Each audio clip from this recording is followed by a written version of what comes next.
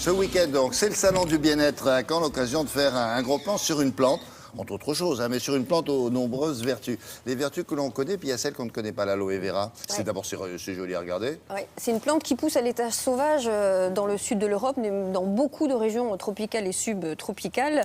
La plante la plus reconnue pour ses vertus, c'est l'aloe vera, parce qu'il y a plusieurs types d'aloès. Et bien, l'aloe vera, c'est celle qui a le plus de vertus. Et on le connaît depuis la nuit des temps. 5000 ans, on sait que déjà les onguents à base d'aloe, ça soignait les brûlures. Et bien, aujourd'hui, on sait que les vitamines qui sont contenues dans la pulpe d'aloe sont truffées de vitamines, de minéraux, 80 nutriments, vitamine A, vitamine B1, B2, etc. Il y a même du calcium et du chlore à l'intérieur, du fer, du zinc. En fait, c'est une mine d'or, l'aloe vera. Oui, mais enfin, ne la prenez pas comme ça. Hein. Il faut attendre qu'il y a des gens très bien qui la synthétisent. Alors, tout est dans la pulpe, en fait, d'aloe vera, qui est connue depuis très, très longtemps.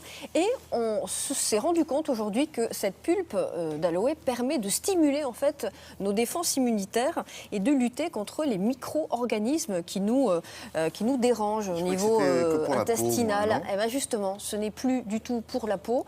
L'aloe vera, maintenant, ça peut se boire, ça peut s'ingérer, ça peut être consommé comme un aliment lambda. Alors, quels sont précisément les composants de l'aloe vera et surtout quels sont les mécanismes d'action de cette plante et de ses principes actifs? Un reportage.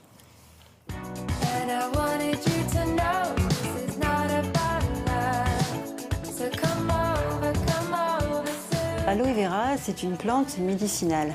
Médicinale, cela signifie que la plante a des propriétés bénéfiques pour notre organisme et ces propriétés sont avérées. C'est une plante grasse, arbustive, dont on va utiliser les feuilles qui sont charnues pour la fabrication des produits cosmétiques et des boissons nutritionnelles à base d'aloès. On utilise l'intérieur de la feuille. À l'intérieur de la feuille, on trouve un gel visqueux, assez épais, riche en eau, qui fabriquera après la pulpe pour l'utilisation quotidienne. Alors voici la pulpe, que l'on appelle le mucilage, et qui contient tous les principes actifs. Qu'y a-t-il dans ce mucilage? Il y a 99% d'eau, puisque la plante stocke de l'eau, et 1% de principes actifs. Les principes actifs sont très très nombreux, puisqu'on va en trouver environ 250. On a une synergie de tous ces principes actifs entre eux. La sémanane, le glucide complexe, est effectivement à l'origine sûrement des effets sur notre organisme.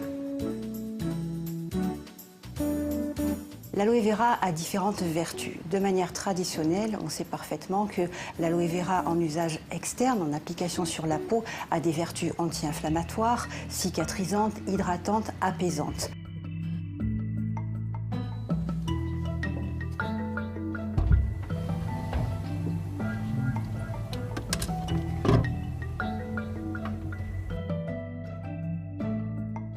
En usage interne, nous avons certains résultats d'études cliniques qui sont intéressants et qui nous montrent par exemple que le syndrome du côlon irritable peut être apaisé par la prise quotidienne d'aloe vera. La même chose pour des ulcères digestifs qui vont être cicatrisés beaucoup plus rapidement. On peut dire donc que l'aloe vera en usage interne est anti-inflammatoire, stimule les défenses naturelles. On va aussi avoir un effet antifatigue, donc c'est vraiment un booster de santé.